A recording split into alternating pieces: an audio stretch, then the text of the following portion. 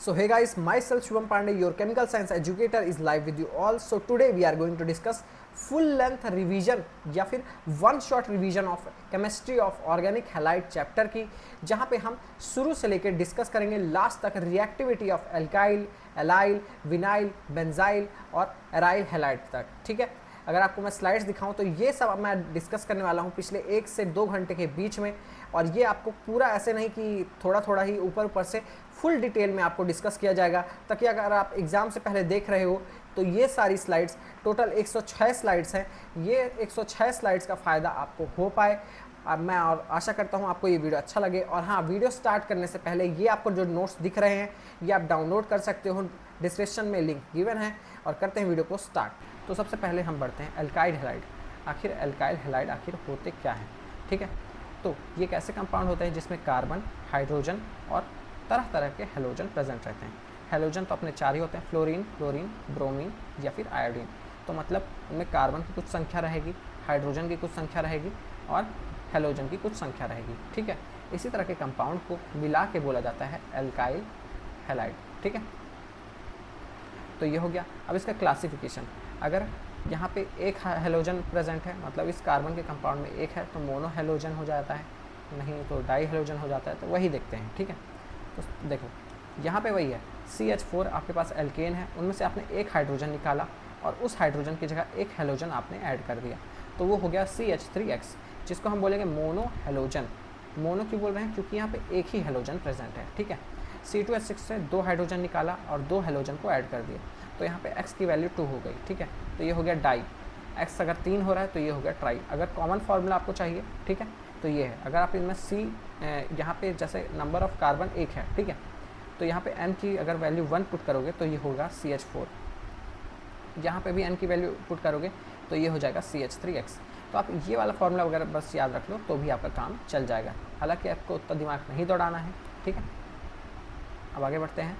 तो दूसरी बात ये होती है कि एल्काइल हैलाइड पोलर होते हैं, ना कि आयनिक। ठीक है, अब इससे क्या मतलब है? R+ और X नेगेटिव के फॉर्म में ये ऐसे नहीं दिखेंगे आपको, ये आपको दिखेंगे R और X, जिनमें ये हेलोजन के ऊपर रहता है पार्शियल नेगेटिव और एल्काइल के ऊपर रहता है पार्शियल पॉजिटिव। अब बढ़ते हैं उसके नोमेनक्लेचर की तरफ। तो नोमेनक्लेचर यहाँ पे 2 तरह के हैं, एक होता है ट्रिवियल और दूसरा होता है IUPAC। ट्रिवियल मतलब पुराना, ठीक है, IUPAC। ट्रिवियल मतलब हो गया पुराना, जो कि पहले से चलता आ रहा है। IUPAC मतलब लेटेस्ट, जो कि साइंटिस्टों द्वारा दिया गया है। ठीक है, तो देखो CH3X को मिथाइल हैलाइड भी बोला जाता है। ठीक है, C3H7 को प्रोपाइल ब्रोमाइड भी बोला जाता है। इसका आप और भी देख सकते हो। वो कैसे देख सकते हो? फॉर एग्जांपल अगर मैं इसका देख रहा हूँ तो ये कार्बन है जो कि एक कार्बन से अटैच है। अगर ये स्टार वाला कार्बन एक ही कार्बन से अटैच है तो ये कहलाएगा 1 डिग्री कार्बन। अगर मैं दूसरा लूँ स्टार वाला कार्बन और ये 2 कार्बन से अटैच है तो ये कहलाएगा 2 डिग्री कार्बन या फिर सेकेंडरी कार्बन। अगर स्टार वाला कार्बन 3 अलग कार्बन से अटैच है, ठीक है, तो ये कहलाएगा 3 डिग्री या फिर टर्शरी कार्बन। तो ट्रिवियल का हम जैसे देखते हैं, ट्रिवियल नेमिंग करते हैं, तो ये प्राइमरी, सेकेंडरी और टर्शरी की भी नेमिंग करता है। अब देखो एल्काइल ग्रुप CH3 मिनिमम हो सकता है, C2H5, C3H7 और सो ऑन। ठीक है, तो एल्काइल ग्रुप मतलब कि एक तो कार्बन हो गई, तो ये एक ऐसा कार्बन हो जाता है जो कि एक कार्बन से अटैच है, इसीलिए हो जाता है प्राइमरी। और ये वाला हो जाता है सेकेंडरी क्योंकि ये 2 कार्बन से अटैच है। और ये वाला हो जाता है टर्शरी क्योंकि यहाँ पे तीनों एल्काइल ग्रुप हैं, और एल्काइल ग्रुप में हमेशा एक कार्बन तो मिनिमम प्रेजेंट होगा ही। ठीक है, जो हमारी लेटेस्ट नेमिंग आती है वो आती है हमारी IUPAC नेमिंग। CH3Cl को अगर हम बोलें तो मिथाइल आयोडाइड ट्रिवियल नेम था, लेकिन IUPAC नेम जो है क्लोरोमिथेन हो जाता है। ठीक है, उसके बाद हम बढ़ते हैं आइसोमेरिज्म पे। एल्काइल हैलाइड हमारे 2 तरह के आइसोमेरिज्म शो करते हैं। पहला हो जाता है पोजीशन, दूसरा हो जाता है हमारा चेन। पोजीशन में ये होता है कि हमारा जो हेलोजन रहता है, X जो रहता है, वो अपनी पोजीशन चेंज करता है। फॉर एग्जांपल CH3 पहले 1, 2, 3, 4 है, तो CH3 पहले फर्स्ट कार्बन में था, इसीलिए इसको हो गया 1 क्लोरो ब्यूटेन। अब यहाँ पे जो Cl है आपका वो आ जाता है सेकंड कार्बन पे। सॉरी, CH3 बोला, Cl अगर फर्स्ट कार्बन में है तो 1 क्लोरो ब्यूटेन, और अगर Cl सेकंड कार्बन पे आ गया, मतलब कि Cl अपनी पोजीशन चेंज करता है, तो उसको हम बोलते हैं पोजीशन आइसोमर। ठीक है, अब बढ़ते हैं चेन आइसोमर। तो यहाँ पे Cl को छोड़ के बाकी जो ग्रुप हैं वो अगर अपनी पोजीशन चेंज करते हैं, कुछ चेन में कुछ फ़र्क लाते हैं, तो वो हो जाते हैं हमारे चेन आइसोमेरिज्म के एग्जाम्पल। जैसे यहाँ पे CH3 CH2 है, यहाँ पे 2 हाइड्रोजन है, अगर मैं इसको H2 को यहाँ से हटा दूँ तो यहाँ पे 2 हाइड्रोजन है, ठीक है। अब होता ये है 2 हाइड्रोजन यहाँ पे आ जाएंगे और 2 CH3 यहाँ पे आ जाएंगे और Cl वहीं पे रहेगा, ठीक है। तो इससे चेन में फ़र्क आ गया, इसीलिए ये हो गया हमारा चेन आइसोमेरिज्म, ठीक है। मेथड ऑफ प्रिपरेशन में अगर देखेंगे तो अगर RH कभी भी आपको दिया है तो ये मतलब समझ जाना एल्केन होता है, ठीक है। एल्केन में जब आप किसी भी हेलोजन का, ये फॉर एग्जांपल Cl2 गैस का UV लाइट के प्रेजेंस में आप वो कराओगे, रिएक्शन कराओगे, तो आपको एल्काइल हैलाइड मिल जाएगा। और ये कुछ कैरियर के प्रेजेंस में भी बहुत अच्छे से कैरी कर सकते हैं। मतलब ये रिएक्शन को अगर आप कैरियर में डाल दोगे, कोई कैरियर डाल दोगे ये रिएक्शन में, तो जल्दी हो बन जाएंगे। फॉर एग्जांपल I2 हो गया, Fe हो गया, SbCl3 हो गया, तो ये कैरियर्स होते हैं जिसकी वजह से आपका ये प्रोसेस आराम से हो जाता है। ये मेथड ऑफ प्रिपरेशन मतलब एल्काइल हैलाइड जल्दी प्रिपेयर हो जाता है। रिएक्टिविटी के अगर ऑर्डर देखेंगे हेलोजन का, तो सबसे ज़्यादा रिएक्टिव होता है फ्लोरीन, फिर क्लोरीन, फिर ब्रोमीन और फिर आयोडीन। सिमिलरली अगर हम बात करें, ये तो हेलोजन की बात होगी, अगर हम एल्काइल ग्रुप की बात करें तो 3 डिग्री एल्काइल सबसे ज़्यादा रिएक्टिव होता है, फिर 2 डिग्री, फिर 1 डिग्री।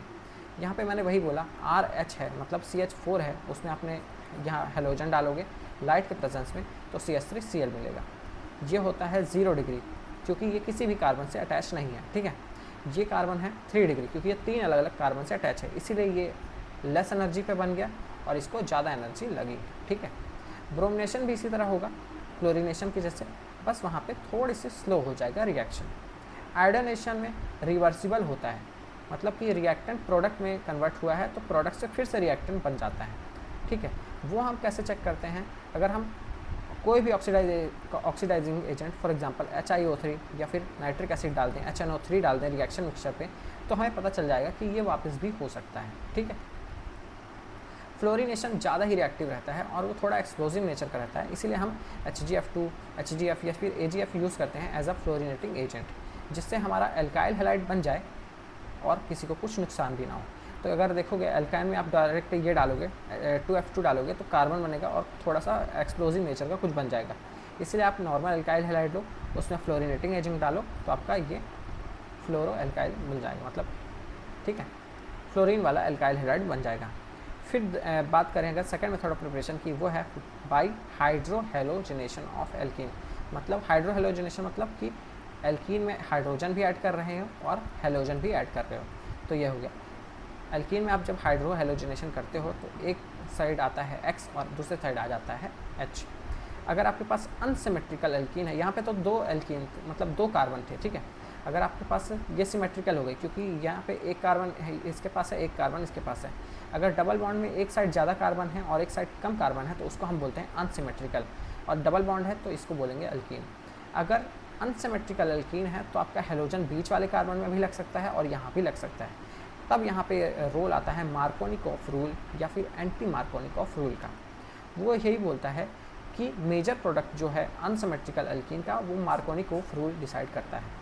वो ये बोलता है कि अगर HX है तो यहाँ पे नेगेटिव पार्ट ये है, पॉजिटिव पार्ट ये है, ठीक है। तो वो यही बोलता है कि नेगेटिव पार्ट जो है आपके मॉलिक्यूल का, वो उस कार्बन पे लगेगा जहाँ पे हाइड्रोजन की संख्या कम है। फॉर एग्जांपल इस कार्बन पे हाइड्रोजन की संख्या 1 है और इस कार्बन पे हाइड्रोजन की संख्या 1 है, 2 है, ठीक है। आप किसके कार्बन देखोगे, एल्कीन के कार्बन पे देखोगे। एल्कीन के कार्बन पे नेगेटिव पार्ट वाला जो मॉलिक्यूल है वो उसी कार्बन पे जाएगा जिसमें हाइड्रोजन की संख्या कम है, ठीक है। तो यहाँ पे इसीलिए अगर HBr हमने लिया था तो Br माइनस बीच वाले कार्बन पे गया, इसीलिए मेजर प्रोडक्ट बन गया। अगर आपको कभी परऑक्साइड दिया है या फिर ऐसा मॉलिक्यूल दिया है जो कि अपने साथ 3 हाइड्रोजन लेता है, तो मतलब वो परऑक्साइड हो गया। जब परऑक्साइड ले रहा है तब आपका नेगेटिव पार्ट वाला जो मॉलिक्यूल है या फिर आयन है वो उस कार्बन पे जाएगा जहाँ पे हाइड्रोजन की संख्या ज़्यादा है, तब मेजर प्रोडक्ट आपका ये बन जाएगा, ठीक है। अब बात करते हैं तीसरे मेथड ऑफ प्रिपरेशन की, जहाँ पे आप अल्कोहल का सब्स्टिट्यूशन कराओगे और आपको डायरेक्ट एल्काइल हैलाइड मिल जाएगा। एनहाइड्रस ZnCl2 लोगे तो आपका क्या होगा, ROH की जगह RX आ जाएगा, ठीक है, और H2O आपका निकल जाएगा। अगर आपको ब्रोमोइथेन करना है, मतलब निकालना है, बनाना है, तो आपको कुछ नहीं करना है, इथेनॉल को लेना है, ठीक है, पोटेशियम ब्रोमाइड और सल्फ्यूरिक एसिड के साथ रिफ्लेक्स मतलब होता है हीट कर देना हाई टेम्परेचर पे, तो आपका ब्रोमोइथेन बन जाएगा, ठीक है। सिमिलरली सेम चीज़ को आप लेबोरेटरी में भी प्रिपेयर कर सकते हो, ठीक है। फिर आता है फ्रॉम फॉस्फोरस हैलाइड, मतलब P के साथ कोई भी हेलोजन जुड़ा है, PX5 भी हो सकता है, PCl3 भी हो सकता है, based on their oxidation state. अगर आप इसका ऑक्सीडेशन स्टेट देखोगे तो +5, इसका देखोगे तो +3, ठीक है। उसकी बात नहीं करते हैं। एल्कोहल में जब आप कोई सा भी फॉस्फोरस हैलाइड लोगे तो जो हैलाइड यहाँ पे प्रेजेंट है वो OH को रिप्लेस कर देगा और POCl3 बन जाएगा, ठीक है। और देखो यहाँ पे भी PCl3 को आप रिप्लेस करोगे तो ये आपका बन जाएगा, ठीक है। अगर आप ज़्यादा मोल ले रहे हो, यहाँ पे 3 मोल लिए तो आपका 3 POH में बनेगा, यहाँ पे 6 ले रहे हो तो आपका ये तो बन जाएगा पर H3PO3 बन जाएगा। ये आपको उस पर ध्यान नहीं देना है, एल्काइल हैलाइड से आपको मतलब रहना चाहिए, ठीक है। कोई भी फॉस्फोरस का ग्रुप लिए 3I2 या फिर Br2 लेोगे तो CH3I या फिर CH3Br बन जाएगा। फिर उसके बाद देखोगे एल्कोहल में ही अगर आप थायोनिल क्लोराइड लोगे मतलब SOCl2 लोगे तो ये कुछ नहीं करेगा, Cl- देता है और OH को रिप्लेस करके Cl को ऐड कर देता है। ज़्यादा मुश्किल नहीं है, सब आसान से रिएक्शन है, बस आपको क्रक्स समझना है कि यहाँ पे SOCl2 है, यहाँ पे P के साथ जो हेलोजन ग्रुप ऐड है, और अगर PF3 भी होता, PBr3 भी होता तो जो यहाँ पे हेलोजन है वही आके जुड़ेगा एल्कोहल की जगह। फिर उसके बाद देखते हैं पोटेशियम आयोडाइड। अब यहाँ पे आयोडाइड है मतलब कि आई है, तो मतलब लास्ट में एल्कोहल की जगह में आके आई जुड़ेगा, मतलब कि OH की जगह आई आके जुड़ जाएगा। आपको बस यही समझना है, बाकी आपको अगर रिएक्शन पूरा पूछे तभी आपको लिखना है, ठीक है। फिर बढ़ते हैं हंस-डिकर रिएक्शन, जहाँ पे silver salt of fatty acid, silver salt of, ये सिल्वर मतलब सॉल्ट कैसे हुआ, Ag+ रहता है और CO के ऊपर नेगेटिव रहता है और ये फैटी एसिड बन जाता है, सिल्वर के सॉल्ट बन जाता है। जहाँ पे हम उसका हेलोजन के साथ रिएक्शन कराते हैं तो हमें एल्काइल हैलाइड मिल जाता है, CO2 गैस रिलीज होती है और एक सॉल्ट हमें मिल जाता है AgCl या फिर AgBr। उसके बाद बढ़ते हैं हम रेडॉन मेथड पे, जहाँ पे ब्रोमीन को हम रिएक्ट कराएंगे किसी भी अल्कोहल के साथ in the presence of triphenyl phosphine, तो हमें एल्काइल ब्रोमाइड मिल जाएगा, मतलब कि OH की जगह Br आ गया। और यहाँ पे जो प्रोडक्ट देखोगे दो ठो ये तो सेम रहेगा, यहाँ पे O के पास बस Br आके जुड़ जाएगा। pH मतलब होता है C6H5 अगर आपको नहीं पता हो तो, ठीक है। तो सबसे पहली केमिकल प्रॉपर्टी है polarity of carbon halogen bond. तो इसमें ज़्यादा कुछ है नहीं, कार्बन और बीच के हेलोजन के बीच में पोलैरिटी आ जाती है। क्यों आती है? क्योंकि ये जो हेलोजन रहता है, फ्लोरीन हो गया, क्लोरीन हो गया, ब्रोमीन हो गया या फिर आयोडीन हो गया, ठीक है। तो ये कार्बन से ज़्यादा इलेक्ट्रोनेगेटिव रहता है, जिसकी वजह से इन दोनों के बीच में पोलैरिटी जनरेट होती है। इसमें होता है डेल्टा नेगेटिव, इसमें होता है डेल्टा पॉजिटिव। यहाँ पे सबकी इलेक्ट्रोनेगेटिविटी की वैल्यू दी गई है, पर उससे अपने को लेना देना नहीं है। अपने को मेन क्रक्स यही है कि इन दोनों के बीच में पोलैरिटी जनरेट हो जाती है due to electronegativity of halogen, ठीक है। यहाँ पे वही लिखा है। अगर आप ऑर्डर ऑफ रिएक्टिविटी देखोगे तो Ri की सबसे ज़्यादा होती है, फिर Rbr की, फिर RCl की। ऐसा क्यों होता है? क्योंकि R और I के बीच का जो बॉन्ड रहता है वो सबसे ज़्यादा कमज़ोर रहता है, मतलब इसीलिए बॉन्ड डिसोसिएशन एनर्जी ये Ri की सबसे कम है। फिर उसके बाद 54.5 Rbr की थोड़ी ज़्यादा है। फिर उसके बाद R और Cl के बीच का बॉन्ड थोड़ा और ज़्यादा मजबूत है, पर इन दोनों का बॉन्ड आसानी से टूट जाता है, इसीलिए इसकी बॉन्ड डिसोसिएशन एनर्जी सबसे कम है, ठीक है। उसके बाद बढ़ते हैं थर्ड हमारी केमिकल प्रॉपर्टी जो कि इम्पॉर्टेंट है एग्ज़ाम के पर्सपेक्टिव से, nucleophilic substitution at saturated carbon atom. जब कोई न्यूक्लियोफाइल अटैक करता है एल्काइल हैलाइड में तो हेलोजन जो है हमारा रिप्लेस हो जाता है न्यूक्लियोफिल द्वारा, इसी को हम बोलते हैं न्यूक्लियोफिलिक सब्स्टिट्यूशन। ये देखो एल्काइल हैलाइड है, ये हेलोजन है, ठीक है। इसने क्या किया? अटैक किया यहाँ पे, इसने अटैक किया यहाँ पे और RNU बना लिया और X- को हटा दिया। सिमिलरली अगर आप, वो तो एग्जाम्पल था, इसमें R ये है, X ये है, OH- वाटर से निकलता है, ये अटैक करता है R के ऊपर और X को बाहर निकाल देता है, तो CH3CH2OH बन गया और HCl अलग बन गया, ठीक है। यहाँ पे वही लिखा है कि CCl का बॉन्ड टूटता है और COH का बॉन्ड बनता है। अगर मैकेनिज्म देखें तो ये 3 तरह के मैकेनिज्म फॉलो कर सकता है, SN1, SN2 और SNI। S मतलब होता है सब्स्टिट्यूशन, N मतलब होता है न्यूक्लियोफिलिक और 1 मतलब होता है यूनिमॉलिक्यूलर या फिर फर्स्ट ऑर्डर रिएक्शन, ठीक है। तो सबसे पहले हम पढ़ेंगे SN1 रिएक्शन, जिनमें 1 रहता है यूनिमॉलिक्यूलर और फर्स्ट ऑर्डर रिएक्शन। तो जो SN1 है वो एक 2 स्टेप का रिएक्शन है, ठीक है, 2 स्टेप का रिएक्शन है, जिनमें पहला स्टेप है वो क्या करता है, कार्बोकेटाइन को जनरेट करता है, और जो दूसरा स्टेप है उसमें हम न्यूक्लियोफिल को इंट्रोड्यूस करते हैं और हमारा फाइनल प्रोडक्ट बन जाता है। This is a two-step mechanism in which first step is the generation of carbocation in the presence of nucleophilic or base. It is a slow rate determining step. ठीक है, ये स्लो रिएक्शन पहला जो step होता है, देखो RX से हमने R प्लस बनाया और X माइनस बनाया, तो ये स्लो स्टेप हुआ पहला। तो ठीक है, पहला ये स्लो स्टेप होगा और यही रेट डिटरमाइनिंग स्टेप होगा। हमेशा जो स्लो स्टेप होता है उसी से हम रेट निकाल पाते हैं रिएक्शन का, इसीलिए उसको रेट डिटरमाइनिंग स्टेप बोला जाता है। तो इनमें होता ये है कि RX का जो ये कार्बन रहता है वो पहले रहता है sp3 हाइब्रिडाइज, जिसका शेप रहता है, ज्योमेट्री रहती है टेट्राहेड्रल की। लेकिन जब वो कैटायन के फॉर्म में आ जाता है तो उसका हाइब्रिडाइजेशन हो जाता है sp2 और उसका ज्योमेट्री हो जाती है ट्राइगोनल प्लेनर, जो कि यहाँ पे मैंने लिखा है। ठीक है, उसके बाद न्यूक्लियोफाइल अटैक करता है कार्बन पे, किसी भी साइड से कर सकता है। फॉर एग्जांपल R प्लस है, ठीक है, अब न्यूक्लियोफाइल इस साइड से भी आ सकता है और इस साइड से भी आ सकता है, जिसकी वजह से हमें रेसिमिक मिक्सचर देखने को मिल जाता है।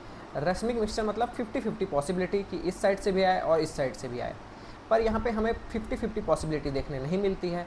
जैसे RX इस साइड लगा है, ठीक है, इस साइड लगा है, तो न्यूक्लियोफाइल अगर इस साइड से आएगा तो उसको थोड़ा सा स्टेरिक हिंड्रेंस या फिर थोड़ा सा उसको हिचकिचाहट होगी, इसीलिए वो दूसरे साइड से आना ज़्यादा प्रेफर करेगा। इसीलिए जो दूसरे साइड वाला प्रोडक्ट है वो ज़्यादा बनता है एज़ कम्पेयर टू पहले साइड वाला प्रोडक्ट। यहाँ पे वही लिखा है, we can not get 50-50 mixture of two optical isomer, the reason is there is hindrance from the side of leaving group. ये लिविंग ग्रुप है, लिविंग ग्रुप के साइड में हिंड्रेंस रहता है और लिविंग ग्रुप शील्ड कर देता है कार्बोकैटायन को, इसीलिए ये वाला प्रोडक्ट कम बनता है। ठीक है, देखो यहाँ पे वही है, ब्रोमीन जो है हमारा ये एक लिविंग ग्रुप है। ठीक है, अब ये दोनों प्रोडक्ट बना सकता है, ये इस साइड से भी ऐड हो सकता है, ये उस साइड से भी ऐड हो सकता है।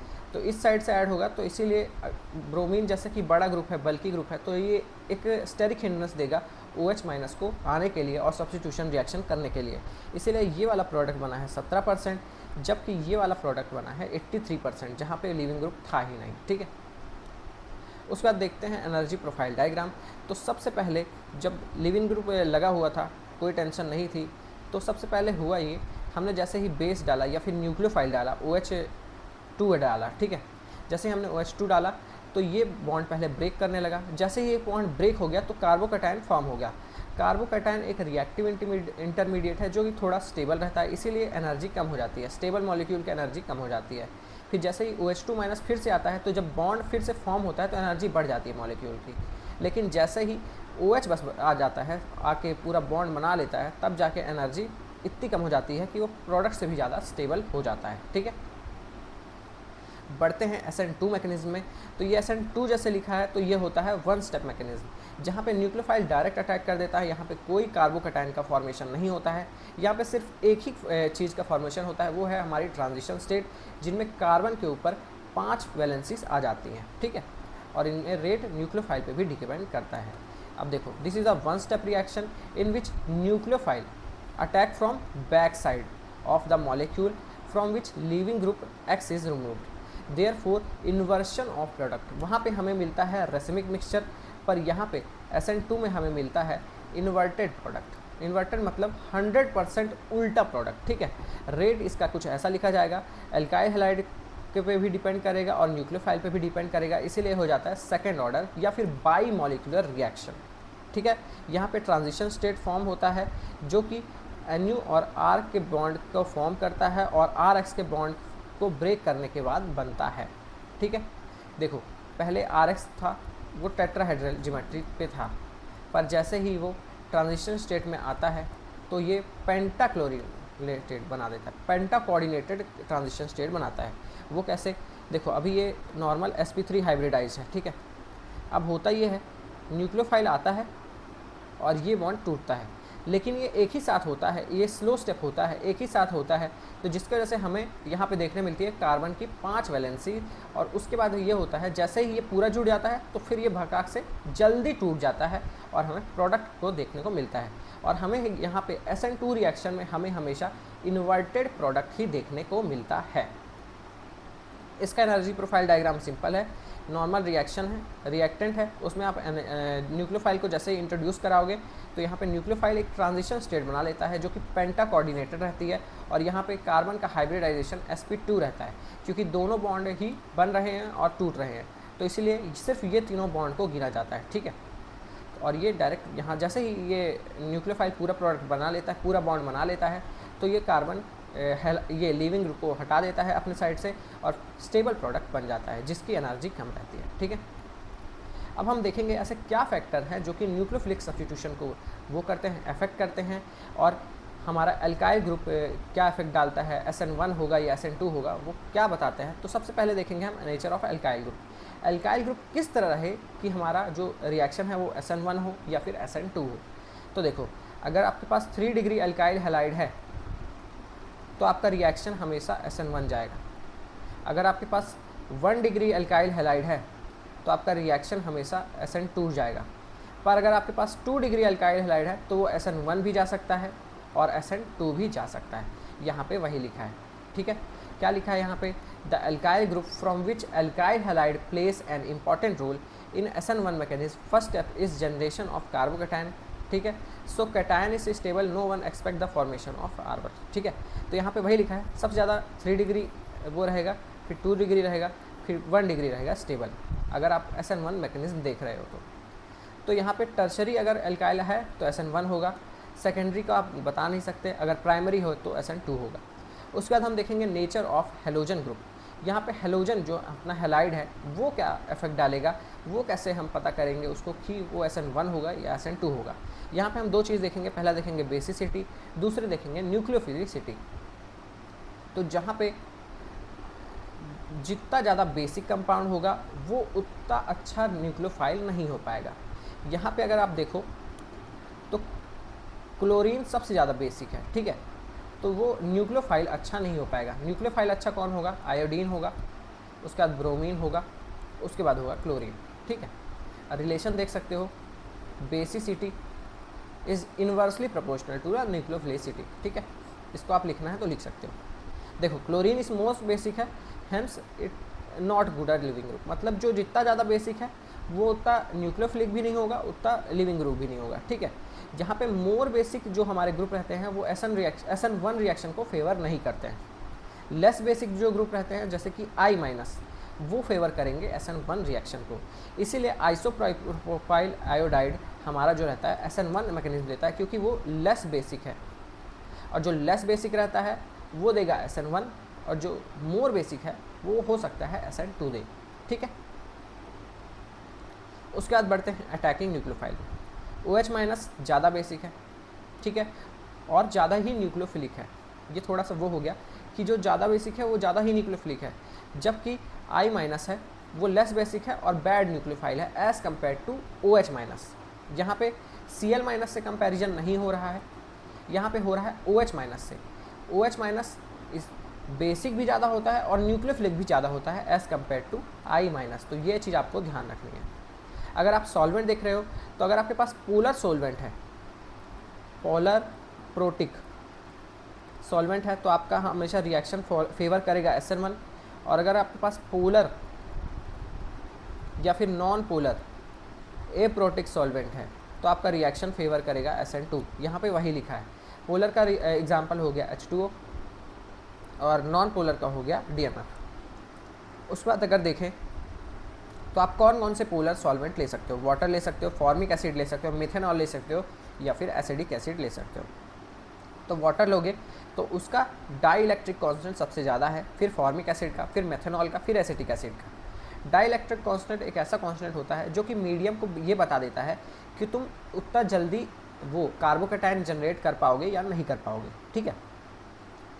तो वो क्या करता है, बेटर मीडियम रहता है पोलर बॉन्ड को ब्रेक करने के लिए। पोलर बॉन्ड मतलब कौन से बॉन्ड, RX के बॉन्ड को ब्रेक करने के लिए ये सॉल्वेंट के पास एक कांस्टेंट रहता है, वो मतलब ये बताता है कि तुम ये कितना जल्दी ये बॉन्ड ब्रेक कर पाओगे। तो वाटर सबसे जल्दी कर पाएगा ब्रेक, और सबसे जल्दी वो कार्बोकैटायन का फॉर्मेशन कर पाएगा। इसीलिए हम वाटर को जनरली लेते हैं अगर हमें SN1 रिएक्शन को प्रोसीड कराना है तो, ठीक है।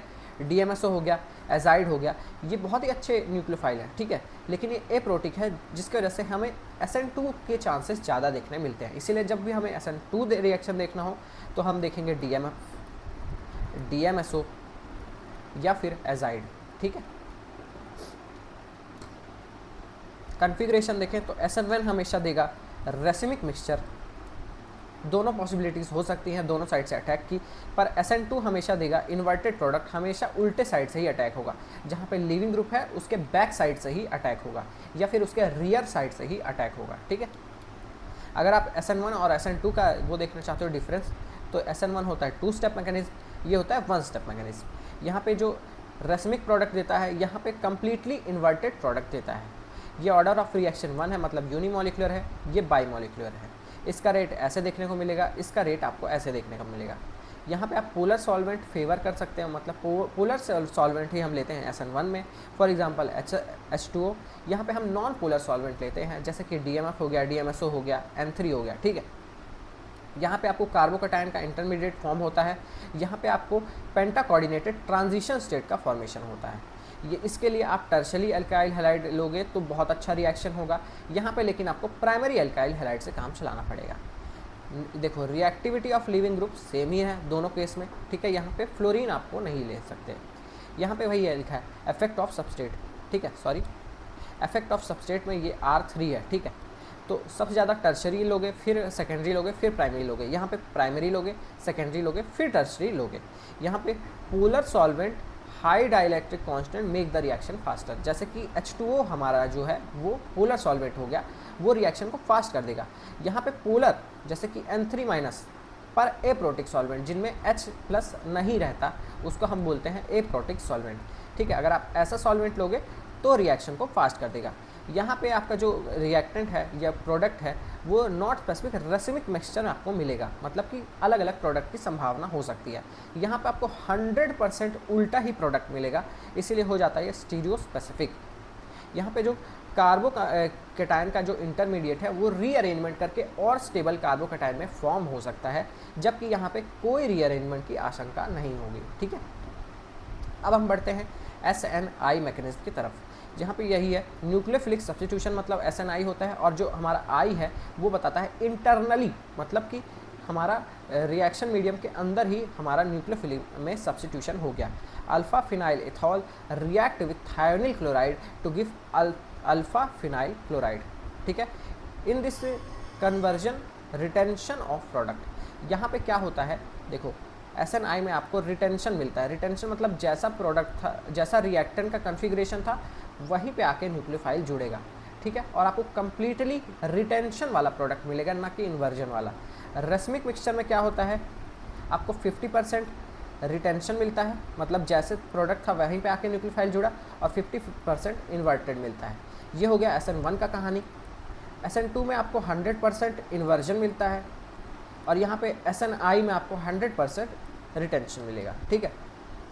होता यही है, ये OH का बॉन्ड यहाँ आता है और ये H+ के रूप में चला जाता है, ठीक है। ये इससे बॉन्ड बना लेता है और Cl- के फॉर्म में यहाँ आ जाता है, तो ये दोनों आपस में बॉन्ड बना लेते हैं और HCl बन जाता है, और इन बचे हुए का न्यूक्लियोफिलिक सब्स्टिट्यूशन हो गया। अब यहाँ पे न्यूक्लियोफाइल क्या हो गया, जैसे कि देखो ये निकल गया, अभी इसके ऊपर नेगेटिव, इसके ऊपर नेगेटिव चार्ज है, ठीक है, इसने अटैक किया, यहाँ पे हो गया, इसका काम खत्म, अब ये आके जुड़ गया, इंटरनली हो गया, ठीक है। तो ये हो गया आपका एक रिएक्शन, ठीक है।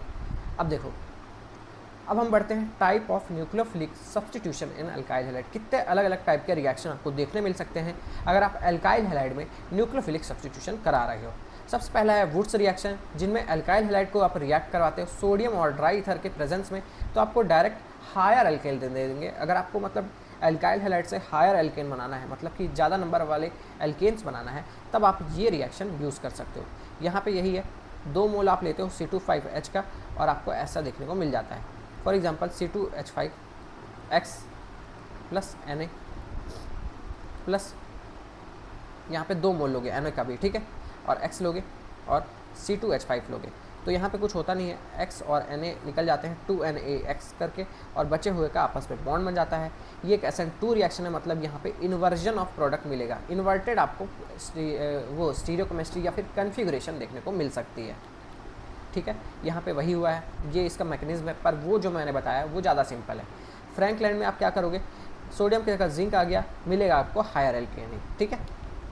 उसके बाद अगर आपको हायर एल्काइन बनाना है तब आप क्या करोगे, व्हेन ट्रीटमेंट ऑफ सोडियम एसिटाइलाइड, जब आप सोडियम एसिटाइलाइड का ट्रीटमेंट करोगे मिथाइल आयोडाइड या फिर एल्काइल आयोडाइड से, तो जो हमारा Na है और I है वो अलग हो जाएगा और बाकी चीज़ आके जुड़ जाएगा, ठीक है। अगर आपको रिडक्शन करना है एल्काइल हेलाइड में, अगर आप ZnHC डाल दो तो ये रिड्यूस हो जाएगा और यहाँ पे जो हमारा हेलाइड है उसके जगह आ जाएगा हाइड्रोजन, बस, ठीक है। इतना बस आपको समझना है। ये स्टेटमेंट एग्जाम में आई तो लिख सकते हो, पर मेन जो क्रक्स है वो मैं आपको बता के चलता हूँ ताकि आपको डायरेक्ट कम टाइम में ज़्यादा नॉलेज मिल पाए, ठीक है।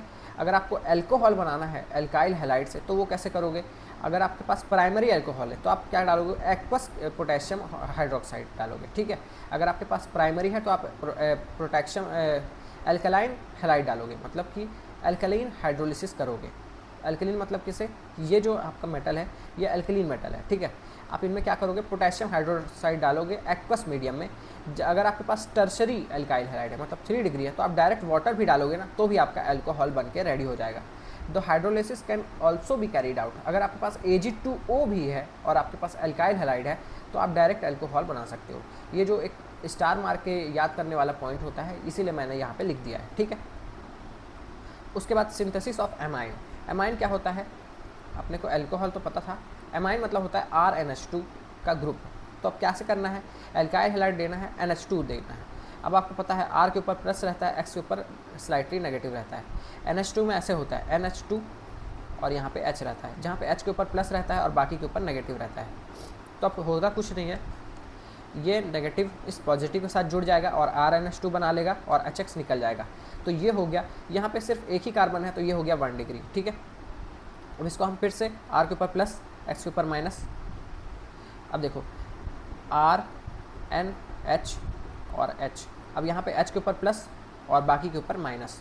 अब फिर से ये माइनस वाला इस प्लस के पास आके जुड़ गया और HX अलग से जुड़ गया, ठीक है। तो R2 बना, इसी तरह R2N और यहाँ पे H, तो H के ऊपर प्लस बाकी के ऊपर माइनस आ गया, ठीक है। यहाँ पे एक इसके ऊपर प्लस था, इसके ऊपर माइनस। अब ये माइनस वाला R को ले लेता है तो R3N बन जाता है और HX बन जाता है। एक बार और करा सकते हो तो आपका लास्ट में क्वाटरनरी अमोनियम सॉल्ट बनेगा आपको, ठीक है। तो ये रिएक्शन इंपॉर्टेंट है। उसके बाद ईथर बनाएंगे ROR, ठीक है। ईथर के लिए क्या करना है, हमें कुछ नहीं करना है, alkyl halide is heated with sodium alkoxide, sodium alkoxide के साथ आपको हीट कराना है और हीटर का फॉर्मेशन है। एल्काइल हेलाइड है, सोडियम के साथ कोई भी आप यहाँ पे R ग्रुप ले सकते थे, ठीक है। सोडियम ऑक्सीजन और R के साथ कोई भी आप यहाँ पे ले सकते थे। सोडियम और हेलाइड को निकाल देना और बाकी चीज़ को जोड़ देना, बस, ठीक है। रिएक्शन विथ सिल्वर ऑक्साइड, यहाँ पे भी ईथर ही बनेगा आपका, बस यहाँ पे रिएजेंट अलग हो जाएगा। वहाँ पे NaOR था, यहाँ पे Ag2O है तो Ag2AgX यहाँ पे बाहर निकलेगा और ROR का फॉर्मेशन हो जाएगा, ठीक है। यहाँ पे आपको 2 मोल एल्काइल हेलाइड के लेना है, बस ये ध्यान रखना। अब होता है नाइट्राइल मतलब CN और आइसोनाइट्राइल, ठीक है, मतलब NC। साइनाइड भी बोल सकते थे पर बुक में नाइट्राइल लिखा था तो मैंने नाइट्राइल लिखा, ठीक है। अब कुछ नहीं है, when alkyl halide is heated with potassium cyanide, मतलब KCN के साथ जब आप हीट कराओगे तो आपको साइनो एल्केन देखने को मिलेगा, लेकिन जब आप सिल्वर साइनाइड के साथ रिएक्शन कराओगे तो आपको आइसोसाइनाइड देखने मिल सकता है, ठीक है।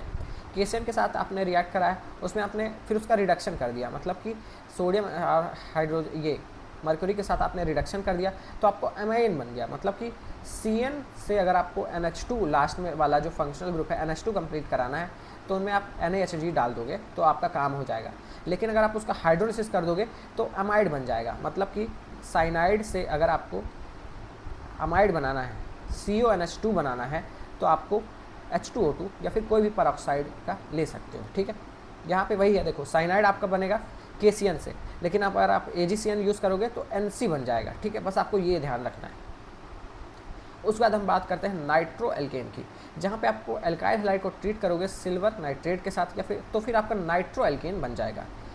और अगर आप पोटेशियम नाइट्रेट के साथ ट्रीट कर रहे हो तो आपका एल्काइल नाइट्राइड बन जाएगा। अब आखिर बात क्या हो रही है, एल्काइल ये है, एल्काइल हैलाइड है, अब आपको नाइट्रो ग्रुप इसमें इसकी जगह ऐड कर देना है, ठीक है। लेकिन अगर आप कभी भी KNO2 यूज़ करोगे, पोटेशियम नाइट्रेट अगर यूज़ करोगे, तो NO2 नहीं बनेगा, ONO बनेगा। बस आपको ये थोड़ी बेसिक चीज़ें को ध्यान रखना है, ठीक है। अब उसके बाद बढ़ते हैं थायोल। थायोल मतलब होता है जैसे अल्कोहल होता है OH, तो वैसे ही थायोल होता है SH। नॉर्मल ईथर होता है ROR, तो थायो ईथर होता है RSR, ठीक है। यहाँ पे वही है, अगर आप अल्काइल हैलाइड के पोटेशियम हाइड्रोजन सल्फेट यूज़ करोगे, सल्फाइड यूज़ करोगे, तो आपको थायोल मिलेगा, SH मिलेगा, ठीक है। जबकि आप Na2S यूज़ करोगे तो आपको थायो ईथर मिल जाएगा, जो कि ये है, ठीक है। बहुत ही आसान है, बस आपको समझते जाना है, ठीक है। फिर सिंथेसिस ऑफ एराइल एरीन। अब आपको अगर एराइल एरीन बनाना है, मतलब कि जहाँ पे आपका एराइल ग्रुप भी हो और एरीन ग्रुप भी हो, मतलब कि बेंजीन रिंग का भी वहाँ पे हो, तो कैसे करोगे? अल्काइल हैलाइड लोगे और बेंजीन के साथ रिएक्शन करा दोगे एनहाइड्रस AlCl3 के साथ, तो आपका बन जाएगा टॉल्वीन, जो कि एक होता है फ्रीडल क्राफ्ट एल्काइलेशन, ठीक है। उसके बाद हम बढ़ेंगे सिंथेसिस ऑफ ऑर्गेनोमेटलिक कंपाउंड। आप अल्काइल हैलाइड से कैसे ऑर्गेनोमेटलिक कंपाउंड बना सकते हो, वो भी हम देखने वाले हैं। जब भी आप अल्काइल हैलाइड में मैग्नीशियम और ड्राई ईथर लोगे तो आपका डायरेक्ट ग्रिग्नार्ड रिएजेंट बन जाएगा, ठीक है। यहाँ पे वही लिखा है। फ्रैंकलैंड रिएजेंट कैसे बनेगा?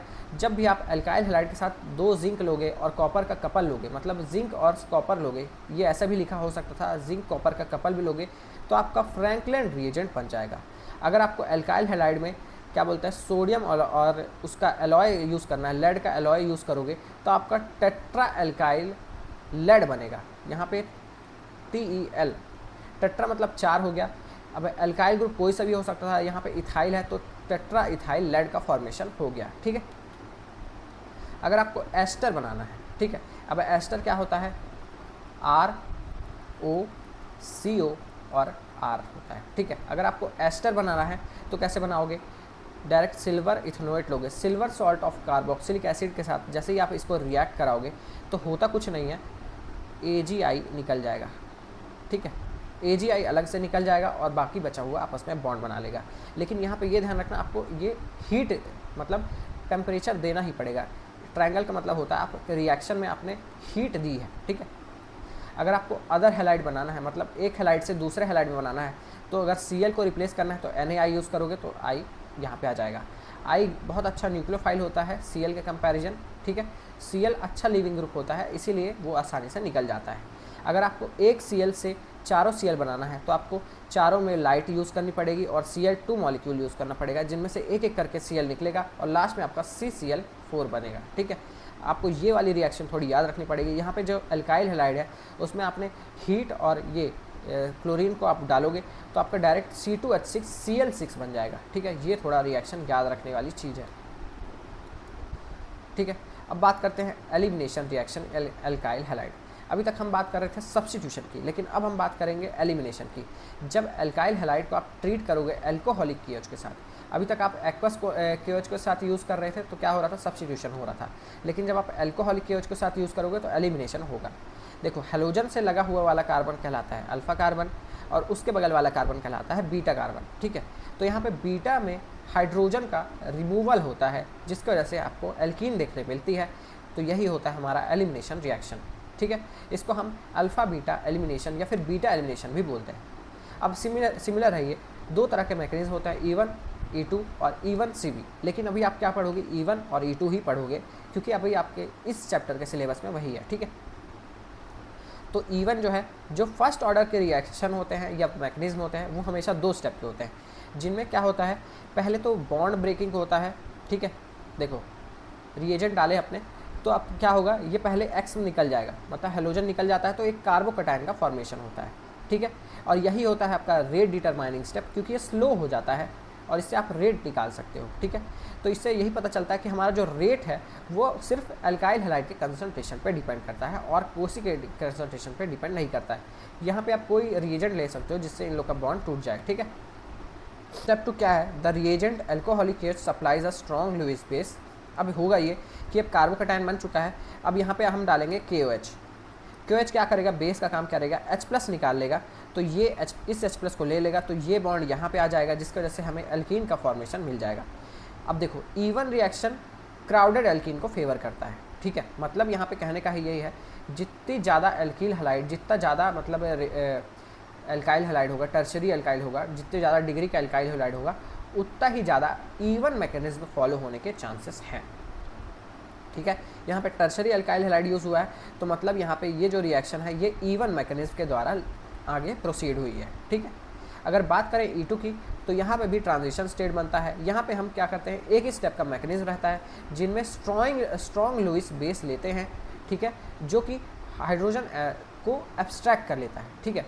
हाइड्रोजन को एब्स्ट्रैक्ट कर लेता है, किस कार्बन से, बीटा कार्बन से एब्स्ट्रैक्ट करता है, और एक ट्रांजिशन स्टेट का फॉर्मेशन होता है।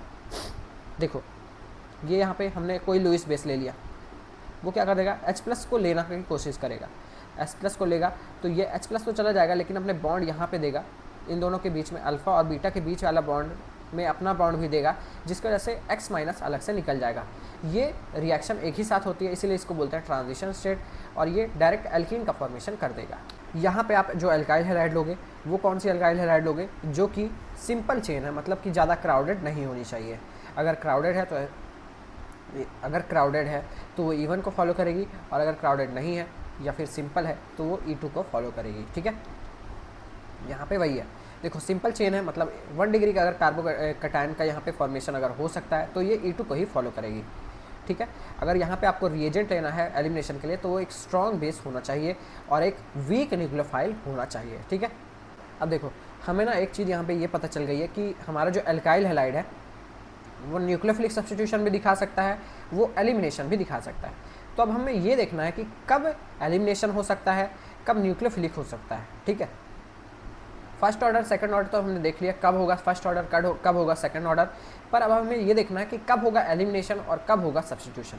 तो ये 2 फैक्टर पे डिपेंड करता है, पहला है एल्काइल हैलाइड, दूसरा है बेसिसिटी ऑफ एनायन। अगर आपके पास क्राउडेड एल्काइल ग्रुप है और स्ट्रॉन्ग बेस है तो आपको हमेशा फेवर करेगा एलिमिनेशन, ठीक है। और अगर आपके पास क्राउडेड नहीं है, ठीक है, और आपके पास नॉर्मल इथोक्साइड है तो वो आपको फेवर करेगा सब्स्टिट्यूशन। अगर आपको E2 और SN2 में देखना है तो दोनों एक ही स्टेप के यहाँ पे मैकेनिज्म रहते हैं, ठीक है, लेकिन डिफरेंस ये रहता है कि बेस किस साइड से अटैक कर रहा है। तो अगर आपके पास क्राउडेड एल्काइल हैलाइड है और क्राउडेड बेस है तो आपको मतलब हमेशा एलिमिनेशन ही होने वाला है। लेकिन अगर आपके पास लेस क्राउडेड बेस है या फिर न्यूक्लियोफाइल है, देखो क्राउडेड बेस है, क्राउडेड एल्काइल हैलाइड है, तो आपका होगा E2, और यहाँ पे आपके पास स्ट्रॉन्ग बेस भी होना चाहिए, ठीक है। अगर आपके पास वीक बेस है मतलब कि वो ज़्यादा न्यूक्लियोफाइल है, ठीक है, स्ट्रॉन्ग न्यूक्लियोफाइल होगा और लेस क्राउडेड एल्काइल हैलाइड होगा, तो आपका फेवर करेगा SN रिएक्शन, ठीक है। यहाँ पे वहीं पे यहाँ पे मेन चीज़ मैंने लिख दी है और ये उसके नीचे एग्जाम्पल लिख दिया है, ठीक है। एराइल हैलाइड्स, तो बेसिकली अभी तक हमने जो किया वो एलिफेटिक चीज़ के लिए था, मतलब कि कार्बन कार्बन कार्बन, ठीक है, ओपन चेन सिस्टम मतलब एलिफेटिक ग्रुप। तो अभी तक हमने एलिफेटिक ग्रुप को कंसीडर किया था कि उनमें अगर हैलाइड जोड़ देंगे तो क्या होगा। अब हम बात करने वाले हैं एराइल्स की, मतलब कि एरोमेटिक ग्रुप, जिनमें बेंजीन रिंग तो रहेगी ही रहेगी, ठीक है, पाई बॉन्ड रहेंगे, कंजुगेशन में रहेगी, ठीक है। अब उसमें जब हम हेलोजन जोड़ेंगे तो क्या वो इफेक्ट दिखाएगी, आज हम वही देखने वाले हैं। तो aryl halides are halogen derivatives of hydrocarbon, मतलब कि बेंजीन में एक हाइड्रोजन की जगह एक कोई सभी हेलोजन लग जाएगा, ठीक है। अगर सिर्फ Cl लगता है तो वो हो जाती है क्लोरोबेंजीन, अगर CH3Cl लगता है तो वो हो जाती है क्लोरोटोलुइन, और अगर CH2Cl रहता है तो हो जाता है बेंजाइल क्लोराइड, ठीक है। यहाँ तक क्लियर है। अब आगे बढ़ते हैं। इनमें ज़्यादा हमें क्लासिफिकेशन वगैरह नहीं देखना है क्योंकि हमें बेसिक पहले से ही पता चल गया है। आज हम देखने जा रहे हैं प्रिपरेशन या फिर method of preparation of aryl halides, या फिर उसको हम बोल सकते हो हेलो एरियंस। तो सबसे पहले जैसे हमने अल्काइल में किया था डायरेक्ट हेलोजनेशन से स्टार्ट, वैसे ही हम यहाँ पे भी डायरेक्ट हेलोजनेशन से स्टार्ट करेंगे। जब हम बेंजीन को हीट करते हैं हेलोजन की प्रेजेंस में, in the presence of halogen carrier, अगर आप उनमें हेलोजन डाल रहे हो तो आपको मेक श्योर करना है कि आप इनमें से कोई सा भी हेलोजन कैरियर जरूर लो, तब जाके ही आपकी हेलोबेंजीन या फिर क्लोरोबेंजीन बनेगी, ठीक है। अगर आप इक्विमोलर में लोगे, ठीक है, तब आपको मोनो हेलोबेंजीन मिलेगी, मतलब आप अगर 1 मोल इसको ले रहे हो और 1 मोल इसको ले रहे हो तो आपका सिर्फ एक ही बनेगा, ठीक है। और अगर आप क्वांटिटी चेंज कर दोगे, हेलोजन ज़्यादा ले लोगे और ये आपका अरीन सिस्टम कम लोगे, तो आपको डाई हेलो बेंजीन देखने को मिलेगी। ठीक है, उसके बाद अगर बात करें कि आइडोबेंजीन को आप कैसे प्रिपेयर कर सकते हो, आप उसको प्रिपेयर कर सकते हो किसी भी ऑक्सीडाइजेशन एजेंट की प्रेजेंस में। मतलब कि कोई सा भी आप ऑक्सीडाइजिंग एजेंट लोगे, HNO3 हो गया, ठीक है, HiO3 हो गया, उसकी प्रेजेंस में आप डायरेक्ट आइडोबेंजीन का फॉर्मेशन कर सकते हो। अगर आप फिनॉल लोगे, फिनॉल में आप जैसे ही PCl5 डालोगे तो Cl एक यहाँ पे OH की जगह जुड़ जाएगा और POCl3 निकल जाएगा। लेकिन ये जो रहता है, ये मेथड इतना हम यूज़ नहीं करते हैं। क्यों नहीं करते? क्योंकि ये माइनर प्रोडक्ट हमारा काम का रहता है। ठीक है, मतलब कि जो हमें काम का प्रोडक्ट है वो बहुत ही कम क्वांटिटी में बनता है, मेजर प्रोडक्ट ये बनता है, तो इसलिए हम ये वाला मेथड ऑफ प्रिपरेशन उतना ज़्यादा यूज़ में नहीं लेते हैं। ठीक है, उसके बाद बढ़ते हैं हम फ्रॉम डीकार्बोक्सिलेशन ऑफ क्लोरोबेंजोइक एसिड। मतलब कि ये हमारा ले लिया सोडियम सॉल्ट ऑफ क्लोरोबेंजोइक एसिड, उसमें हमने जैसे ही सोडियम और कैल्शियम ऑक्साइड डाला तो CO2 गैस वहाँ से रिलीज हो गई और Na2CO3 का फॉर्म हो गया और मेटाक्लोरोबेंजीन हमें यहाँ पे मिली। ठीक है, ये डायरेक्ट मेथड ऑफ प्रिपरेशन आपको याद कर लेना है। उसके बाद हम बढ़ते हैं from diazonium salt. Di मतलब दो होता है, एजो मतलब होता है जहाँ पे N2 होता है ग्रुप। ठीक है, तो जहाँ पे डाई एजोनियम मतलब कि दो N प्रेजेंट है तो वो हो जाता है diazonium salt. When benzene diazonium chloride, मतलब कि यहाँ पे डाई एजोनियम मतलब कि N2 भी है और क्लोराइड भी है और बेंजीन भी है। Benzene diazonium chloride is reacted with halogen acid, मतलब HCl हो गया, HBr हो गया, in the presence of cuprous salt. Cuprous salt मतलब CuCl भी ले सकते हो, CuBr भी ले सकते हो। देन क्लोरोबेंजीन या फिर ब्रोमोबेंजीन या फिर हेलोबेंजीन इज फॉर्म्ड। ठीक है, कोई सा भी हेलोजन की बेंजीन यहाँ पे फॉर्म हो सकती है। ये उसका मैकेनिज्म है। यहाँ पे नेम रिएक्शन है करके ये आप याद कर लेना, लेकिन उतना ज़्यादा नहीं पूछा जाता। ठीक है, ज़्यादा कुछ है नहीं। क्यूप्रस क्लोराइड लिया आपने तो क्या होता है, N2 यहाँ से निकल जाता है, अपना बॉन्ड यहाँ देता है। ठीक है, निकल जाता है N2। फिर उसके बाद ये होता है, इसके पास रेडिकल है, CuCl का एक Cl आके यहाँ पे जुड़ जाता है और CuCl अलग हो जाता है। ठीक है, इतना सही है, ज़्यादा कुछ नहीं है, बहुत ही आसान चीज़ें हैं, आपको देखते ही समझ में आने वाली सारी चीज़ें हैं। और जो चीज़ें समझ में नहीं आएंगी उसके लिए मैं तो हूँ ही। ठीक है, उसके बाद बढ़ते हैं हम गेटरमैन रिएक्शन की तरफ। When diazonium salt is warmed in the presence of copper powder, halobenzene is formed. जैसे ही आप ये बेंजीन डाईएजोनियम सॉल्ट लोगे, उसको कॉपर पाउडर के साथ आप वो करोगे, हीट करोगे या फिर वार्म करोगे, तो आपका हेलोबेंजीन फॉर्म होगा। यहाँ पे Br की जगह आप कोई X ग्रुप भी ले सकते हो। X मतलब फ्लोरीन, क्लोरीन, ब्रोमीन या फिर आयोडीन। ठीक है, जब आप इसको पोटेशियम आयोडाइड के साथ लोगे तो आपको ये बहुत ही अच्छी मात्रा में मिलेगा, और अगर आप नॉर्मल I- के साथ लोगे तो भी मिलेगा, लेकिन ये अगर आप लोगे पोटेशियम आयोडाइड के साथ तो आइडोबेंजीन की जो ईल्ड है, मतलब कि परसेंटेज है, वो आपको ज़्यादा मिलेगी as compare to both of this reactions. ठीक है, उसके बाद बढ़ते हैं हम Schiemann reaction. When diazonium salt is boiled with fluoroboric acid, insoluble diazonium fluoroborate formed. मतलब कि जब आप डाईएजोनियम सॉल्ट को फ्लोरोबोरिक एसिड के साथ लोगे तो आपको कुछ ऐसा सॉल्ट देखने मिलेगा जो कि इनसॉल्युबल होगा, वाटर में सॉल्युबल नहीं होगा। और यहाँ पे आपको एक कैटायन देखने को मिलेगा, मतलब कि बेंजीन के रिंग के ऊपर एक पॉजिटिव चार्ज देखने को मिलेगा। फिर आप जैसे इसमें BF4 डालोगे या फिर आप जैसे ही इस इनसॉल्युबल सॉल्ट को हीट करोगे तो N2 अलग निकलेगा, BF4 अलग निकलेगा और C6H5+ अलग से निकलेगा। फिर होता ये है कि ये BF4 इस C6H5+ के साथ रिएक्ट करता है और C6H5F बना लेता है या फिर फ्लोरोबेंजीन बना देता है। ठीक है, उसके बाद हम बढ़ते हैं फ्रॉम हाइपोहेलस एसिड।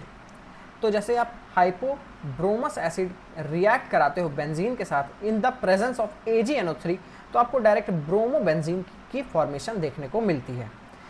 ठीक है, उसके बाद हम बढ़ते हैं 5th नंबर, हंट्स-डिकर रिएक्शन। जब आप सिल्वर सॉल्ट लेते हो एरोमेटिक कार्बोक्सिलिक एसिड का और उसको आप रिएक्ट कराओगे किसी भी हेलोजन के साथ तो आपको हेलोबेंजीन देखने को मिल जाएगी। बहुत ही आसान रिएक्शनें हैं, कुछ नहीं करना है, ये ग्रुप को हटाना है और इसके जगह एक हेलोजन जो भी आपने X2 लिया है उसका एक X यहाँ पे ऐड कर देना है, AgBr निकाल देना है, CO2 निकाल देना है और यहाँ पे हेलो बेंजीन आपको मिल जाएगी। ठीक है, बहुत ही आसान रिएक्शन होती है ये सब। उसके बाद हम बढ़ते हैं from sulphuryl chloride. Sulphuryl chloride मतलब SO2Cl2। आपको ये जहाँ पे भी दिखे तो मतलब आपको Cl- चिपका देना है बाजू वाले प्रोडक्ट में। जैसे ही आप बेंजीन को लेते हो एनहाइड्रस AlCl3 के प्रेजेंस में ये सल्फ्यूरिल क्लोराइड के साथ, तो C6H5Cl आपको मिल जाएगा, SO2 आपका साइड प्रोडक्ट और HCl आपका साइड प्रोडक्ट निकलेगा। ठीक है, 7 नंबर की रिएक्शन है फ्रॉम एरोमेटिक कार्बोक्सिलिक एसिड। जब आप बेंजीन एसिड को रिएक्ट कराते हो, ठीक है, आयोडीन की प्रेजेंस में और in the presence of lead acetate के साथ, तब आपको आयोडोबेंजीन का फॉर्मेशन देखने को मिलता है। यहाँ पे वही है, बेंजोइक एसिड I2 लिए, लेड एसीटेट कराए और यहाँ पे लाइट का रहना बहुत ही ज़रूरी है, ये आपको ध्यान रखना पड़ेगा। ठीक है, C6H5I बन गया और CO2 गैस रिलीज हो जाती है। ठीक है, अब बढ़ते हैं हम केमिकल प्रॉपर्टीज ऑफ हेलोबेंजीन।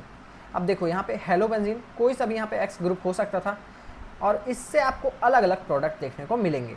जैसे ही आप इसका सोडियम हाइड्रोक्साइड के साथ रिएक्ट कराओगे तो फिनॉल मिलेगा आपको देखने। ठीक है, NaOR के साथ कराओगे तो एल्कोक्सी बेंजीन मिलेगी। KSH के साथ कराओगे तो यहाँ पे थायोफिनॉल मिलेगा। CuCN के साथ कराओगे तो CN आपको मिलेगा। NH3 के साथ कराओगे तो एनिलीन आपको देखने को मिलेगी। तो यहाँ पे मतलब एक चीज़ से अलग अलग रिएजेंट डालोगे तो आपको अलग अलग प्रोडक्ट मिलेंगे। अब आपको अलग अलग प्रोडक्ट चाहिए तो आप अलग अलग रिएजेंट याद रख लेना। ठीक है, फिर बढ़ते हैं हम वुड्स फिटिंग रिएक्शन। तो देखो वुड्स रिएक्शन में क्या होता था, सिर्फ हम एल्काइल लेते थे। ठीक है, फिटिंग में हम एराइल बस लेते थे। लेकिन जब वुड्स फिटिंग रिएक्शन रहता है तो मतलब आप एक बेंजीन के मॉलिक्यूल लोगे और एक नॉर्मल कार्बन की चेन वाला मॉलिक्यूल लोगे। ठीक है, फिर 2NaCl यहाँ पे निकल जाता है और इन दोनों के बीच में फॉर्म हो जाता है बॉन्ड। ठीक है, उसके बाद हम बढ़ते हैं उल्मान रिएक्शन। जब आप आयोडोबेंजीन या फिर हेलोबेंजीन को हीट कराते हो कॉपर पाउडर की प्रेजेंस में और एक क्लोज्ड ट्यूब रहती है, क्लोज्ड टेस्ट ट्यूब में रहोगे, तब आपका यहाँ पे डाइफिनाइल बनेगा। मतलब ये होता है 2CuI निकल जाता है। ठीक है, और आपको C6H5 का डबल मतलब कपलिंग मिलती है। ठीक है, क्लोरो और ब्रोमोबेंजीन ये रिएक्शन नहीं दिखाती। और क्यों नहीं दिखाएंगी, क्योंकि वो बहुत ही ज़्यादा मतलब इलेक्ट्रॉन रिच रहती हैं। तो इसीलिए आपको अगर बेंजीन में ये रिएक्शन देखनी है तो अगर मतलब आपको देखनी है, करानी है, तो आपको उनमें कोई ना कोई इलेक्ट्रो विड्रॉइंग ग्रुप लगाना पड़ेगा। ठीक है, तब जाके ही वो ये रिएक्शन दिखा पाएंगी। ठीक है, इसीलिए यहाँ पे आयोडोबेंजीन को लिया है मैंने स्पेसिफिकली। ठीक है, उसके बाद हम ये देखेंगे कि आप कैसे फॉर्मेशन कर सकते हो ऑर्गेनोमेटेलिक कंपाउंड्स। ठीक है, तो यहाँ पे यही है, एराइल हैलाइड को जब आप ट्रीट करोगे मैग्नीशियम और ड्राई ईथर के साथ, तब ग्रिग्नार्ड रिएजेंट का फॉर्म होगा। ठीक है, मैग्नीशियम यहाँ पे आपने लिया, ड्राई ईथर लिया, तो ये हो गया ग्रिग्नार्ड रिएजेंट, जहाँ पे R के ऊपर रहता है, ये C6H5 के ऊपर रहेगा नेगेटिव चार्ज, इसके ऊपर रहेगा पॉजिटिव चार्ज। ठीक है, लिथियम फिनाइल लिथियम इस फॉर्म। ठीक है, और अगर इस तरह लोगे आप C6H5 में 2Li डाल दोगे तो फिनाइल लिथियम फॉर्म हो जाएगा। ठीक है, अगर आप इसका रिडक्शन कराना चाहो तो वो भी करा सकते हो। यहाँ पे हेलोबेंजीन के में आप कोई सा भी रेड्यूसिंग एजेंट ले लोगे, निकल एल्यूमिनियम का कपल ले लिया। ठीक है, तो आपको नॉर्मल बेंजीन आपको देखने को यहाँ पे मिल गई। बहुत ही आसान चीज़ें हैं, बस आपको समझ में आनी चाहिए कि यहाँ पे आखिर हो क्या रहा है। अब आप एडिशन ऑफ आयोडीन ग्रुप, ठीक है, जैसे आप हेलोबेंजीन में Cl2 डालोगे तो यहाँ पे एक अलग तरह का प्रोडक्ट आपको देखने को मिलेगा। Chlorine adds on iodine to form iodobenzene and form dichloro iodobenzene. ठीक है, फिर जैसे ही आप इसका हाइड्रोलिसिस करते हो तो ये Cl2 निकल जाता है और Cl2 के जगह आ जाता है O। ठीक है, O आ जाता है। हेलोजनेशन भी आप करा सकते हो। Chlorobenzene when reacted with chlorine in the presence of anhydrous AlCl3 ortho and para dichlorobenzene is formed। मतलब अगर आपको क्लोरोबेंजीन से और आपको ऑर्थो और डाई हेलो सब्सटेंट चाहिए, मतलब डाई हेलोबेंजीन चाहिए, अगर आपके पास एक हेलोजन है बेंजीन में प्रेजेंट है और आपको और चाहिए एक हेलोजन, तो आपको एनहाइड्रस AlCl3 लेना है और वो हेलोजन ले लेना है, तो आपको ऑर्थो और पैरा आइसोमर मिल जाएंगे उस बेंजीन का। ठीक है, सल्फोनेशन रिएक्शन भी बहुत ही आसान रहती है। कंसनट्रेशन H2SO4 के साथ डालोगे तो आप यहाँ पे आपको सल्फोनिक एसिड मिल जाएगी और उसका दोनों आइसोमर मिलेंगे, ऑर्थो भी और पैरा भी। उसी तरह नाइट्रेशन लोगे, जब आप नाइट्रिक एसिड को वो करोगे कंसनट्रेटेड H2SO4 के साथ डालोगे तो आपको ऑर्थो और पैरा आइसोमर मिलेंगे क्लोरोनाइट्रोबेंजीन के। ये अगर आप इसको डायरेक्ट फ्यूमिंग HNO3 के साथ डाल दोगे तो आपको डाइनाइट्रो मिलेगा, क्लोरो डाइनाइट्रोबेंजीन देखने को मिलेगा। ठीक है, बहुत ही आसान रिएक्शन है। मतलब कि अगर आप नाइट्रिक एसिड का यहाँ पे मिक्सचर लोगे, नाइट्रिक एसिड मतलब HNO3 और H2SO4 का मिक्सचर लोगे तो आपको ऑर्थो और पैरा आइसोमर मिलेगा। फिर जब आप इसमें फ्यूमिंग HNO3 डाल दोगे, मतलब कि हाई टेम्परेचर में सिर्फ नाइट्रिक एसिड डालोगे तो आपको मिलेगा क्लोरो डाइनाइट्रोबेंजीन। ठीक है, अब हम बढ़ते हैं न्यूक्लियोफिलिक एरोमेटिक सब्स्टिट्यूशन रिएक्शन पे तरफ। तो ये होता है SNAR। यहाँ पे एरोमेटिक है तो मतलब एरोमेटिक, N मतलब न्यूक्लियोफिलिक, सब्स्टिट्यूशन मतलब N और यूनिमॉलिक्यूलर मतलब 1। When benzene diazonium salt is boiled with water, phenol is formed. जब आप इसमें वाटर डालते हो तो आपको डायरेक्ट फिनॉल मिल जाता है, लेकिन यहाँ पे पहले होता यही है कि आपको फॉर्मेशन होता है कार्बोकैटायन का, जो कि होता है हमारा रेट डिटरमाइनिंग स्टेप। तो पहला रेट हमारा इसी पे डिपेंड करता है और इसीलिए ये हो जाती है फर्स्ट ऑर्डर रिएक्शन। फिर सेकंड स्टेप में जैसे ही आप इसमें वाटर ऐड करते हो तो आपको फिनॉल देखने को मिल जाता है। तो ये हो गया हमारा फर्स्ट रिएक्शन।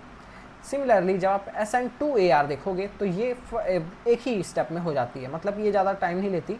तो कोई भी रिएक्शन जो हाइड्रोलिसिस कराया हमने, एमिनेशन कराया, सब्स्टिट्यूशन कराओगे आप CN का, SH का, OR का, तो वो सारी बाई मॉलिकुलर या फिर SN2AR वाली रिएक्शन के टाइप होती हैं। ठीक है, अगर हाँ, यहाँ पे एक चीज़ आपको ये बताना चाहूँगा कि बेंजीन के पास 3 पाई बॉन्ड्स रहते हैं, मतलब कि 6 इलेक्ट्रॉन रहते हैं, 6 पाई इलेक्ट्रॉन रहते हैं। तो मतलब ये पहले से ही इलेक्ट्रॉन रिच है। अब इसमें अगर न्यूक्लियोफाइल अगर आपको ऐड करना है, ठीक है, तो बहुत ही मुश्किल होता है न्यूक्लियोफाइल को ऐड करना। इसीलिए इस मुश्किल को कम करने के लिए आपको बेंजीन से इलेक्ट्रॉन निकालने पड़ेंगे, और अगर आपको बेंजीन से इलेक्ट्रॉन निकालने हैं तो मतलब आपको उसमें कोई ना कोई इलेक्ट्रॉन विड्रॉइंग ग्रुप ऐड करोगे, तब जाके न्यूक्लियोफिलिक सब्स्टिट्यूशन वहाँ पे पॉसिबल होगा। ठीक है, या फिर न्यूक्लियोफिलिक एडिशन वहाँ पे पॉसिबल होगा। अगर आपको ऐसे ही कराना है तो ऐसे बहुत ही मुश्किल होगा। तो वही यहाँ पे वही लिखा है, if a powerful electro withdrawing group is present at ortho और para position to the halogen atom, then substitution get facilitated. मतलब कि यहाँ पे यही लिखा है कि यहाँ पे आपको कोई भी हेलोजन एटम है, अगर उसके ऑर्थो पोजीशन पे या फिर उसके पैरा पोजीशन पे अगर आप कोई भी इलेक्ट्रो विड्रॉइंग ग्रुप लोगे, तब आपको यहाँ पे आराम से सब्स्टिट्यूशन देखने को मिलेगा। और आपको यहाँ पे देखने मिलेगा पहले पैरा, फिर ऑर्थो आइसोमर, फिर लास्ट में आपको देखने को मिल सकता है मेटा आइसोमर। ठीक है, the reactivity towards halogen atom, अगर आप हेलोजन की रिएक्टिविटी देखोगे तो फ्लोरीन, क्लोरीन, फिर ब्रोमीन। ठीक है, अगर आप ये देखोगे in SN2 mechanism intermediate sigma complex known as benzonium anion is formed. यहाँ पे मतलब वही है कि अगर आप देखोगे तो आपको यहाँ पे एक इंटरमीडिएट देखने को मिलेगा जिसको हम सिग्मा कॉम्प्लेक्स भी कहते हैं, और वो नेगेटिव चार्ज अपने साथ कैरी करता है। ठीक है, अब वो कैसे कैरी करता है वो दिखा देता हूँ। देखो यहाँ पे होता यही है, OH जब अटैक करता है तो होता ये है, जैसे ही OH ने अटैक किया तो वो वहाँ पे आके जुड़ गया। ठीक है, देखो इसने अटैक किया, ये यहाँ पे आके जुड़ गया, लेकिन अब होता ये है कि यहाँ पे जितने भी बॉन्ड्स हैं, ठीक है, यहाँ पे जितने बॉन्ड्स हैं, पहले मान लो ये बॉन्ड था, ठीक है, OH अटैक किया तो ये यहाँ पे आ गया, बॉन्ड यहाँ पे आया, यहाँ पे आ गया नेगेटिव चार्ज। अब होता ये है, ये नेगेटिव चार्ज यहाँ जाता है, जिसकी वजह से ये बॉन्ड का नेगेटिव चार्ज यहाँ जाता है, जो कि इस स्ट्रक्चर में बना है। अब ये नेगेटिव चार्ज फिर से यहाँ पे आता है, जिसकी वजह से ये बॉन्ड अपनी वैलेंसी सेटिस्फाई करने के लिए यहाँ आता है, जिसकी वजह से यहाँ आ गया। तो मतलब कि एक एक दो, ये दूसरी और ये तीसरी पोजीशन पे क्या आ रहा है, हमारा नेगेटिव चार्ज सराउंड कर रहा है, इसीलिए हमने एक ही साथ ओवरऑल यहाँ पे नेगेटिव चार्ज लिख दिया। ठीक है, अब मैं इसको मिटा देता हूँ ताकि थोड़ा अच्छा लगे, बहुत ही गंदा हो गया। ठीक है, तो कैसा लग रहा है आपको पढ़ के? अगर अच्छा लग रहा है तो चैनल को ज़रूर लाइक कर दो। ठीक है, और चैनल को सब्सक्राइब भी कर देना, वीडियो को लाइक कर दो और चैनल को सब्सक्राइब कर दो। ठीक है, अब देखो एनर्जी प्रोफाइल डायग्राम भी ऐसे होता है। ठीक है, पहले होता ये है OH आके जुड़ेगा, OH जुड़ेगा तो एक आपको यहाँ पे ट्रांजिशन स्टेट देखने को मिलेगी, ठीक है। और OH जब पूरा जुड़ जाएगा तो यहाँ पे आपको कार्बो एनायन देखने को मिलेगा, ठीक है, जो कि थोड़ा स्टेबल रहेगा। उसके बाद फिर से आपको Cl- निकलता हुआ दिखेगा अगले स्टेप में और OH जुड़ता हुआ दिखेगा। Unless and until carbon bearing Cl becomes slightly positive charged, then nucleophilic substitution cannot be activated। जब तक आप इसमें इलेक्ट्रो विड्रॉइंग ग्रुप नहीं लगाओगे तो आपका कार्बन यहाँ पे पॉजिटिव चार्ज नहीं होगा, और पॉजिटिव चार्ज जब तक वो नहीं होगा तब तक आपका न्यूक्लियोफिलिक सब्स्टिट्यूशन रिएक्शन यहाँ पे नहीं हो सकता। इसीलिए यहाँ पे इलेक्ट्रो विड्रॉइंग ग्रुप का रहना बहुत ही ज़रूरी है, तब जाके ही आपको ऑर्थो या फिर पैरा पोजीशन पे आपको न्यूक्लियोफिलिक सब्स्टिट्यूशन रिएक्शन देखने को मिलेगा। और ये क्यों होता है? जब तक इलेक्ट्रो विड्रॉइंग ग्रुप नहीं आएगा पॉजिटिव चार्ज आसानी से नहीं होगा, और अगर आप इलेक्ट्रॉन डोनेटिंग ग्रुप ऐड कर रहे हो तब आपको मेटा पोजीशन पे SN2 रिएक्शन देखने को मिल सकता है, ठीक है। यहाँ पे वही हुआ है, OH यहाँ पे आके जुड़ा है, फिर यहाँ पे रेजोनेंस हुआ है NO2 के बीच में, और OH ने लास्ट में Cl- को बाहर निकाल दिया। तो अगर हम जनरल बात करें तो इलेक्ट्रॉन विड्रॉइंग ग्रुप को ऑर्थो या फिर पैरा पोजीशन पे प्रेजेंट रहना है in order to facilitate the SN2 mechanism by making ortho and para position more electron dense, ठीक है, and making carbon anion more stable। तो अगर आपको एक्टिवेटिंग ग्रुप देखने हैं तो आपको NO2 N2- यहाँ पे Cn COMe SO2 या फिर CH3 देखने को मिलेंगे, और जिनमें से मोस्ट पावरफुल एक्टिवेटिंग ग्रुप होंगे आपके NO2 और N2, ठीक है। उसके बाद बढ़ते हैं अपने थर्ड टाइप के मैकेनिज्म पे, जो हमारा एलिमिनेशन एडिशन मैकेनिज्म। तो यहाँ पे होता ये है कि बेंजीन में पहले एक एलिमिनेशन होता है, मतलब हेलोजन निकल जाता है, फिर उसके बाद आके हमारा कोई भी ग्रुप जुड़ेगा, ठीक है। तो यहाँ पे अगर मैं स्टार मार दूँ इस कार्बन पे तो N2 क्या करता है, ये हाइड्रोजन को ले लेता है, जिसकी वजह से यहाँ पे आ जाता है नेगेटिव चार्ज। ये नेगेटिव चार्ज यहाँ पे आता है जिसकी वजह से हमारा बेंजाइन का फॉर्मेशन होता है, ठीक है। जैसे ही ये यहाँ पे आएगा तो Cl अपना निकल जाएगा, और इसी स्टेप को हम बोलते हैं एलिमिनेशन। और एलिमिनेशन के बाद हमें बेंजाइन इंटरमीडिएट देखने को मिलता है। फिर से हमने उसमें NH3 डाला, तो NH3 जैसे यहाँ पे देख सकते हो कि नाइट्रोजन मैक्सिमम 3 वैलेंसीज ही रख सकता है, तो यहाँ पे 3 हाइड्रोजन और एक अलग से बेंजीन के साथ इसने जोड़ लिया है, जिसकी वजह से इसके ऊपर आ गया पॉजिटिव चार्ज। अब इस पॉजिटिव चार्ज को हटाने के लिए क्या करता है, ये अपना एक हाइड्रोजन यहाँ पे दे देता है और अपने पास आ जाता है, इसके पास यहाँ पे NH2 आ जाता है और यहाँ पे एक H आ जाता है, तो ये बनता है 47%। और ये वाला सेम चीज़ ही बनता है कि ये जो NH3 है ये इस कार्बन पे भी अटैक कर सकता था, इस कार्बन पे भी अटैक कर सकता था, तो इस कार्बन पे अटैक कर रहा है तो ये थोड़ा ज़्यादा बन रहा है, मतलब लगभग 50-50 का रेशियो ही है, ठीक है, ऊपर नीचे 19-20 का फ़र्क है। तो यहाँ तक हो गया अपने क्या सारे chemical properties, method of preparation of aryl halides. अब हम बात करने वाले हैं कुछ इंपॉर्टेंट मेंबर्स की जिनका इंडस्ट्रियल में बहुत ही अच्छा यूज़ है। तो पहले इंपॉर्टेंट मेंबर है हमारे क्लोरोबेंजीन। तो यहाँ पे क्लोरोबेंजीन यही है, अगर इसका मैन्युफैक्चर करोगे तो वेपर ऑफ बेंजीन, बेंजीन का वेपर लोगे HCl में और एयर का में मिक्सचर कराओगे और उसको CuCl के साथ पास करोगे। अगर आपको ये नहीं पढ़ना तो कोई बात नहीं, बस आपको ये देखना है कि बेंजीन लेना है, HCl लेना है और उसको एयर मिक्सचर के साथ CuCl2 वाली कॉपर ट्यूब में आपको पास करना है, तो आपको डायरेक्ट C6H5 क्लोरोबेंजीन का फॉर्मेशन मिलेगा, जो कि कलरलेस होती है, स्वीट स्मेलिंग होती है, लिक्विड होती है, बॉइलिंग पॉइंट 132 डिग्री का होता है, इनसॉल्युबल रहती है वाटर में, पर वाटर से ज़्यादा डेंस रहती है, हैवियर रहती है, 1.281 इसकी डेंसिटी रहती है, ठीक है। और जैसे इसको हीट करते हैं तो हमें मिल जाता है क्लोरोबेंजीन। तो अगर आप सीधा से देखो तो 25 ग्राम ऑफ एनिलीन लोगे 0 से 5 डिग्री के सेल्सियस में, तो आपको बेंजीन डाइएजोनियम सॉल्ट मिलेगा, और उसके बाद आपको उसको क्या करना है, HCl के साथ हीट कर देना है, जिसके बाद आपको डायरेक्ट क्लोरोबेंजीन मिल जाएगा। ज़्यादा इसमें घुसने की ज़रूरत नहीं है, बस ये एग्ज़ाम में अगर पूछ लिया तो पूछ लिया, नहीं तो नहीं है आता है। बस आपको ये रिएक्शन यहाँ पे रटने की ज़रूरत है अगर ये एग्ज़ाम में आया तो, ठीक है। और इस मेथड को क्या बोलते हैं, रशिग मेथड बोलते हैं, बस आपको ये ध्यान में रहना है, ठीक है। और ये वाली स्लाइड को इंपॉर्टेंट देना है और बाकी को नहीं देना है, ठीक है।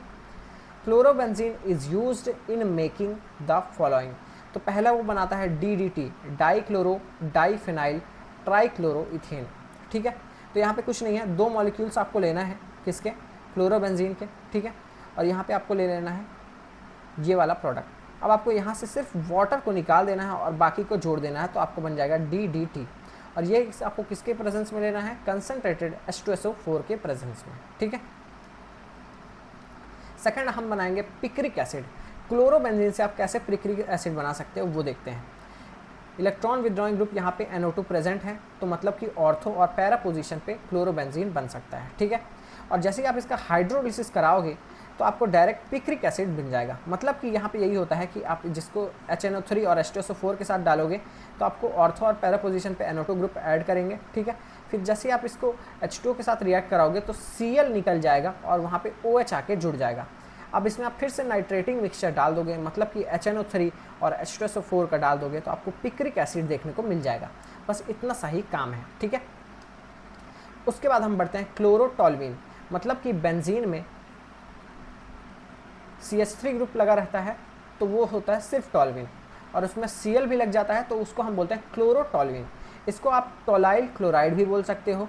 देखो, तो जब आप टोल्यूइन को रिएक्ट कराते हो क्लोरीन के साथ in the presence of halogen carrier I2 या फिर Fe, तो आपको ऑर्थो या फिर पैरा पोजीशन पे क्लोरोटोल्यूइन या फिर ऑर्थो और पैरा आइसोमर मिलते हैं क्लोरोटोल्यूइन से, ठीक है।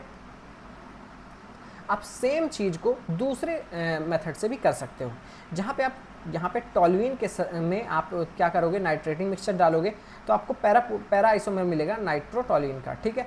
उसके बाद आप एक रिडक्शन रिएजेंट डाल दोगे, जिसकी वजह से होता ये है कि NO2 NH2 में कन्वर्ट हो जाएगा।